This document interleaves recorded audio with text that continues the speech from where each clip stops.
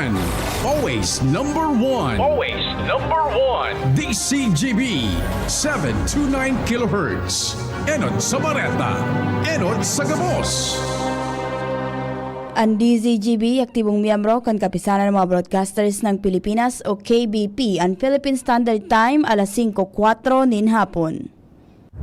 Alas 5 ng hapon, oras na para aramon ang mga maiinit na bareta kanaldaw na maruluwas sa aga sa mga periodiko, radyo asin telebisyon. Erot na madadangog ngunyan sa DZGB Bareta alas 5. Mga bareta ngunyan para sa aga. Erot na tinipon sa DZGB Newsbase. DZGB Bareta alas 5. Kaiba ang field reports kan Mega Force Patrol. Halin sa iba-ibang parte kanalbay asin kabikolan. Ngunyan, uya ang sa idong tagapagbareta.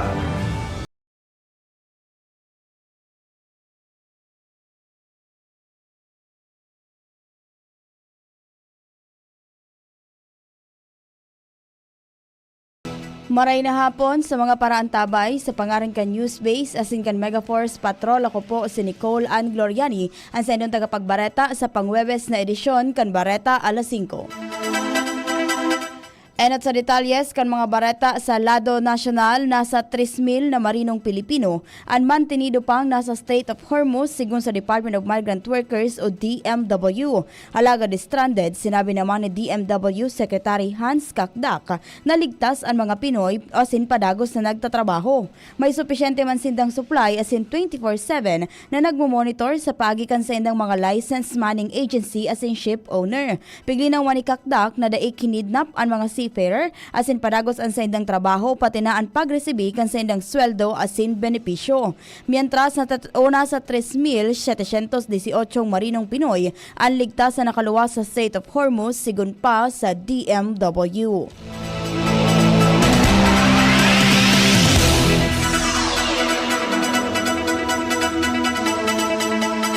Tignan naman kita sa detalyes kan bareta sa lado lokal. Na sa linya si Ate Angel Mustaza. Nangapudan ang Philippine Statistics Authority Bicol sa panganap ni Regional Director Engineer Cynthia Perdiz sa mga Bicolano na magpartisipar sa nagpapadagos ng updating kan listahan kan aquaculture farm sa Bicol Region. Sigun kay Perdiz, iniansarong household-based survey kung kaya may naglilibot na mga personahe sinda sa kada harong kan mga respondents para masiguro asin makakuanin mga datos na kinakaipuhan. Tinawanin doon ni Perdiz na importante ng marahay na mga totoong datos asin informasyon ang itatao kan mga masing magdigi dahil lang tayo susumiter nila ini sa mga man iba-ibang ahensya kan gobyerno kay bahan na ang Department of Agriculture na mga gamit man sa pagbilog ng mga programa asin intervensyon na itatao para digdi. Dagdag na baleta, Angel Mustaza, DCGB News. Salamat Ate Angel Mustaza. Dagdag na detalyes kan bareta halis sa luwas. Nasa linya si Karen Ala. Magiging panibagong hamon na naman ngunya na taon sa gobyerno provincial kan Albay an mga magiging adgrangay kan mga taga-Lapu-Lapu Albay dahil sa kamugtakan kan mga inarabandonar na proyekto asin road opening project sa ibang mga barangay kan lugar. Matatandaan sigun kay Gobernador Noel Rosal, nakikipagtabagan na ini sa DPWH 2nd District tanganing may maipadagos man lamang maskidiit an mga nakatiwangwang na mga road opening project lalo na sa barangay Karakaran kan Lapu-Lapu na matatandaan nagiging pasakit na ang labuin agihan sa mga residentes por dahil taday naman na ama na konkretong tinampo sa proyekto. Kaya ang hamon ngunyan sa probinsya kan mga tao kung ining tulay sa binitayan sa Gudkilikaw na pag-iskusaran kan probinsya sa DPWH, natural dapat an banwa o issue man kan banwa sa tinampo maisa katumaran man kan gobernador lalot nagtatag-ura naman. Karen Ala, DCGB News.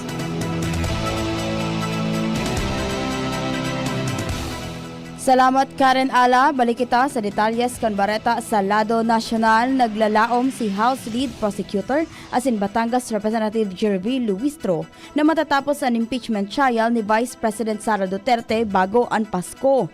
Sigun kay Luistro, si National Bureau of Investigation o NBI Director Melvin Matibag ang ultimong testigo na sa indang ihahampang para sa Article 4 asin sunod nilang ipepresentar ang Article 1 na manungod sa salang paggamit kan confidential funds documents. Nainod na digding ipresentar kan House Prosecution Panel sina NBI Senior Agent John Mark Kalilong asin NBI Regional Director Jeremy Lotok. Sigun kay Luis Troma, araman sa nakan prosekusyon kung kay puhanan pang ipresentar ang mga natatadang testigo kaini kung natapos na ang testimonya kan mga witness na mas mainot nindang isasalang.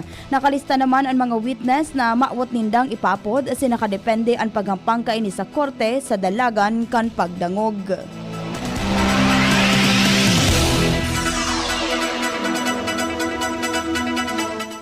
Sa katakod na bareta, posibleng umabot sa enot na quarter kan 2027 ang impeachment trial ni Vice President Sara Duterte kung malawig pa ang dalagan kan pagdangog sigun kay Senate Impeachment Court spokesperson Attorney Reginald Tonggol. Sinabi ni Tonggol na alagad pigkakarkulong maabot ni 90 aldaw ang pagdangog basado sa pre-trial order. Posible pa ining madagdagan dahil sa maniba-ibang issue araw kan sabpina. Paliwanag niya na daipwedeng diktahan kan impeachment court ang bilang kan mga testigong ihahampang kan prosekusyon asin kan depensa. Itinlalaan kan impeachment court ang 62 days o trial days para sa prosekusyon tangani maidiskutir ang apat na articles of impeachment laban kay Duterte mantang 30 aldaw naman ang para sa depensa.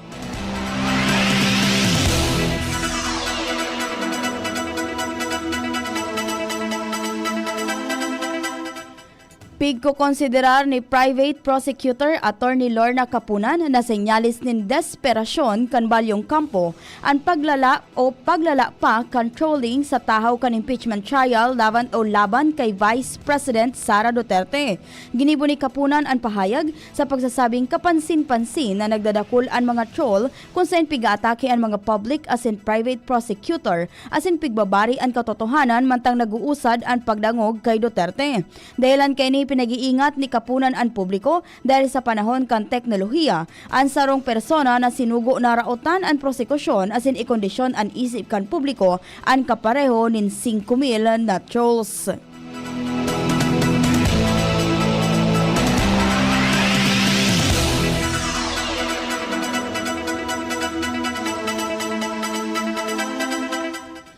Namumuro na ang mga miron kan impeachment trial ni Vice President Sara Duterte sa mga obviously irrelevant na manifestation sigun kay Senator Judge Panfilo Ping Lacson.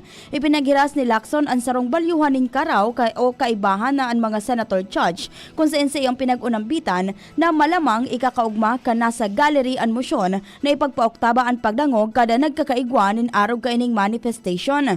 Sa ika-6 na aldaw kan impeachment trial kasuudma, dainin nagtestigo alagad nagkaigwanin halawig na mga manifestation kay banan pagdiskutir sa tiyempo ka National Bureau of Investigation o NBI sa multibilyon piso na sports complex sa Tarlac para sa 2019 Southeast Asian Games.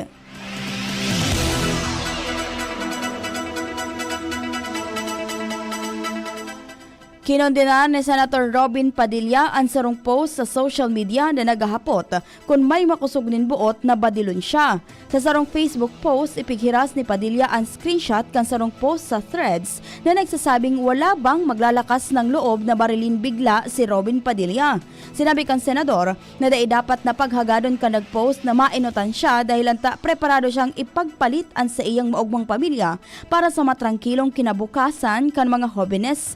Dagdag pa niya na siya na sana anatatada na alas na preparadong magpakulong sa ICC tangani ubuson ang kriminal. Pinag-engganyar man ni Padilla ang nagpost na mga G asin maghagad din kapatawadan sa iyang pahayag.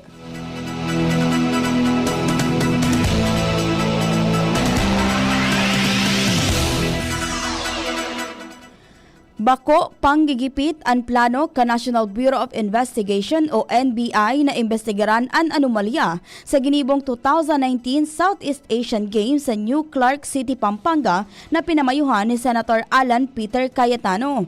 Sigun kay Palace Press Officer Attorney Claire Castro, nagkataon sana na naisumbong kay NBI Director Melvin Batibag ang anomalya sa pondo asin infrastruktura kan SEA Games kan magbisita ini sa Clark City. Tangani ihilingon ang iko-construction rekonstruhir na NBI Academy. Sinabi ni Castro na bilang pamayokan o NBI, dahil dapat katurugan ang sumbong o impormasyon, lalo na kung may question sa proyekto kung saan ipigturo ang 10 bilyones pesos na unliquidated funds, kawaaran in bidding as in questionableng 50 milyones pesos na cauldron o kaldero. Kung daiman na dapat katakutan, dagdag pa ni Castro, dahil kaipuhanan na matakot, lalo na kung daiman na ginibong sala. Sinabi pa kan opisyal na bako tama na sabiho na pigsasaro-saro ang mga kritiko kan administrasyon dahilan kung araw kaini ang pananaw pag-iisipan ang mga ini na guilty.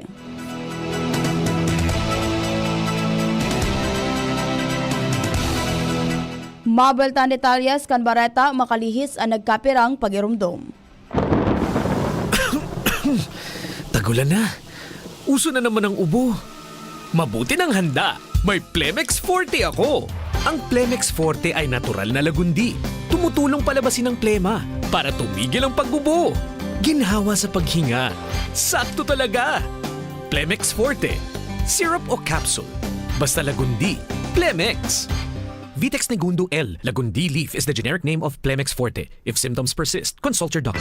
Realize true comfort and relaxation at Dorotea Resort and Spa, a perfect venue for family outings, couple retreats, and various functions such as weddings, birthday parties, corporate seminars, and conferences. Dorotea Resort and Spa. We have backpackers rooms, standard rooms, deluxe, suite, and a penthouse. Also, relax and rejuvenate with our spa's invigorating treatments, services, and facilities. Dorotea Resort and Spa, Kahugutan, Bakakay, Albay. For reservation, contact us at 0917-777-5734. Find us on Facebook, Dorotea Resort and Spa. Relax, rejuvenate, and enjoy. Only here at Dorotea Resort and Spa.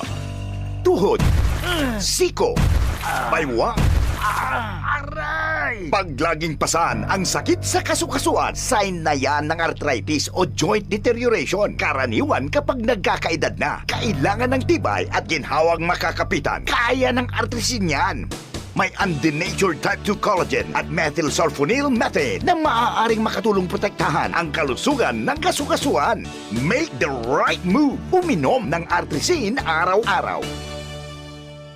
Mabibili ang Artrisin sa mga leading drugstores nationwide. Mahalaga ang paalala, ang Artrisin ay hindi gamot at hindi maaaring gamitin panggamot sa anumang uri ng sakit. Kung ikaw ay edad 50 pataas katulad ko, may mataas na ang risk ng panlalabo ng paningin. Mas challenging ang pang-araw-araw na gawain tulad ng pagbabasa, pagsusulat, at pagmamaneho.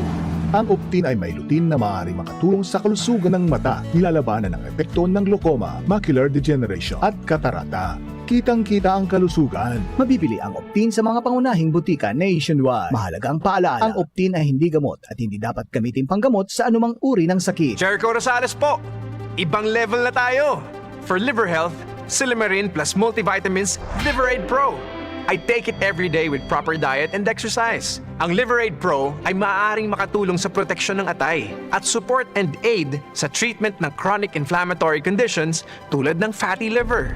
Mag-liver up na! Silimarin plus multivitamins Liverade Pro.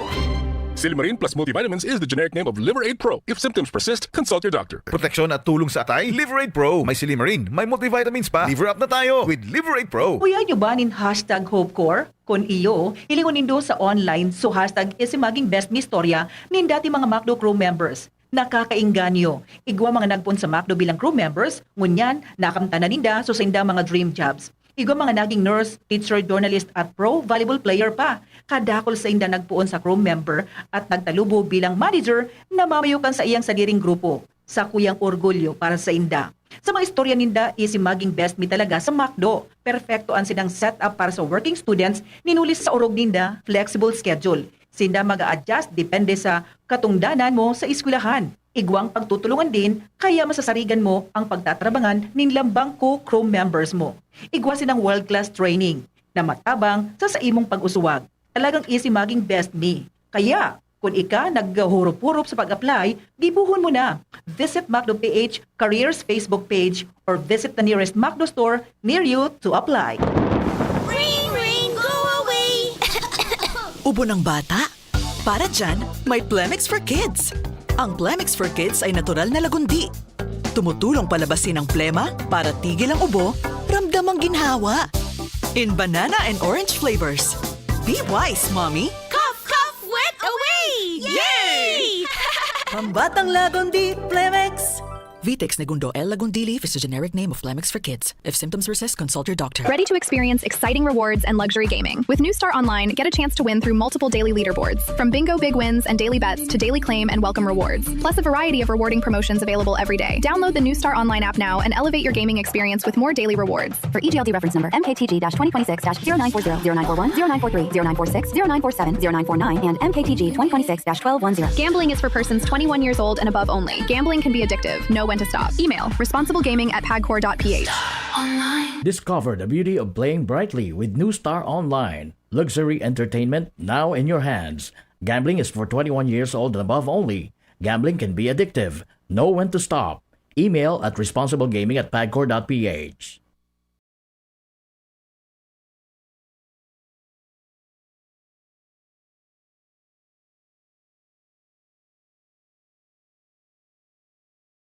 Bareta sa lado nasyonal, mas sadit o mas diit ang kantidad nagagastoson o pinagagastos kan ikalimang State of the Nation Address o SONA ni Presidente Ferdinand Bongbong Marcos Jr. sa Hulyo 27. Sigun ini kay House Secretary General Cheloy Garafil sa pagsasabing kan taon 2024, naggastos ang Kamara nin 20 milyones pesos sa pirang oras na SONA ni Marcos na binakbakan kan man iba-ibang grupo asin inapod na insensitive dahil ang dakol ang nagugutom na mga Pilipino. Sinabi ni Garafil na inabisuhan kan mga ini ang mga guests asin babaeng lehislador na magsuulog nin simpleng Filipinian address kung saan iniman ang kamautan ni House Speaker Faustino Oboji D. Sa presente, preparado na ang batasan complex para sa okasyon maging sa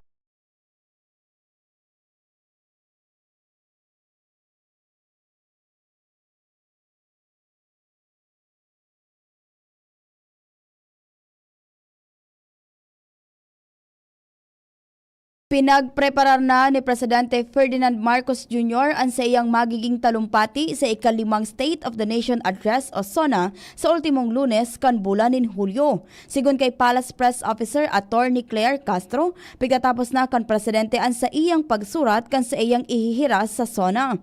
Parte kan preparasyon kan Presidente ang pakikipaghuron sa mga pamayo kan kada ahensya tangani maaraman an update kan sa indang mga lakdang. Mientras sa nagsayuman opisyal na magtaon nin detalye kung ano ang mga magiging laman kan talumpati ni Marcos Jr. kung sa impormasyon naman kung iimbitaran si Vice President Sara Duterte na mag-atendir kan SONA. Sinabi ni Castro na bako si Presidente Marcos ang nag-iimbitar sa mga bisita kundi ang House of Representatives.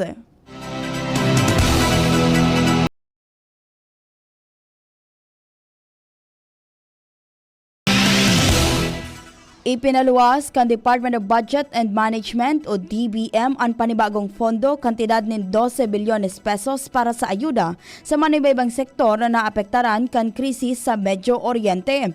Sigun kay Palace Press Officer Attorney Claire Castro na napirmahan na ang Special Allotment Release Order na i-distribute bilang tabang pinansyal asin mga proyekto kan gobyerno sa irarom kan Uplift Program. Kay banig di ang fuel subsidy sa transport asin agriculture sector, tabang pinansyal sa mga tiyos na sektor asin mga lakdang tangani dai maglangkao ang presyo kan mga barakalon asin pamasahe.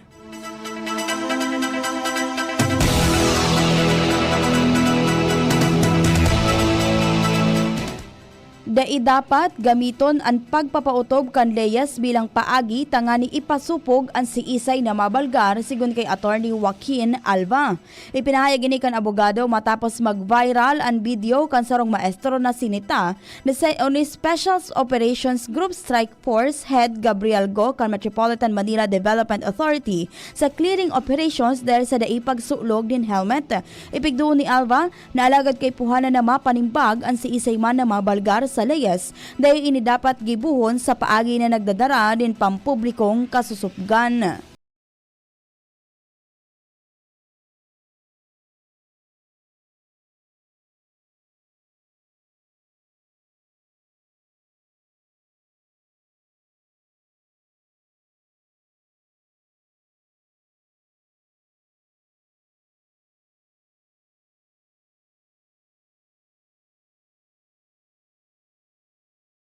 SONA. Sa presente pinag-iimbestigaran si Go matapos na makakuanin batikos sa sarong video kung saan mahihiling na sinita asin pinasupog niya ang sarong paratukdo na daing sulog na helmet mantang nagmamaneho nin motorsiklo. Sigon kay MMDA Chairman Don Artes, nakaresibyan ang ahensya nin formal na reklamo may koneksyon sa insidente. Para mientras man na ipapaibahon si Go sa mga clearing operations kan MMDA, mantang pinagigibo ang investigasyon asin sinugo na magsumitir nin paliwanag.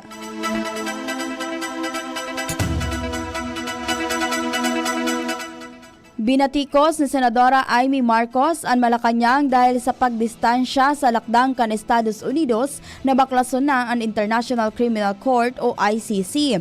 Ini matapos na sabihon kan gobyerno na dai makikiaram sa kampanya kan US na buwagon ang nasabing korte. Sigon kay Marcos, sa padagos na pakikipagkooperar kan administrasyon sa ICC, pupwedeng magbunga ini lamat asin panibagong kararibukan sa sarong nasyon na haloy nang pinagkukonsiderar na kakampi. Magigirumduman na kan 2009, kuminalas ang Pilipinas sa Rome Statute na nagbilog kan ICC sa panahon kan administrasyon ni dating Presidente Rodrigo Duterte.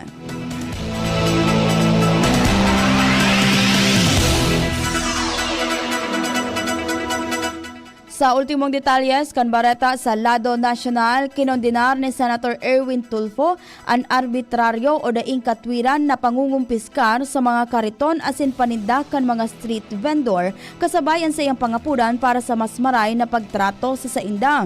Sa pagdangog kan Senate Committee on Social Justice, Welfare and Rural Development Chairman, tinawan doon ni Tulfo na sobra ang kaluyahan kan sektor kan mga vendors dahil sa kawaaran in suporta sa mga institusyon asin sa burokrasya sa antes kan lokal na gobyerno. Mientras pinaglinaw naman ni Metropolitan Manila Development Authority Legal Counsel Attorney Victor Nunez na may eksistidong direktiba hali sa liderato kan ahensya na ibitaran ang pagkumpiskar sa mga paninda kan mga paratinda. Tangani man maprotehiran ang mga saradit na vendors laban sa pangingikil, pinag-engganyar ni Tulfo ang Department of the Interior and Local Government asin mga lokal na gobyerno na pakaskason ang proseso kan pagpaparehistro kaibahan na ang pagtangkas kan paurotrong barangay business permit.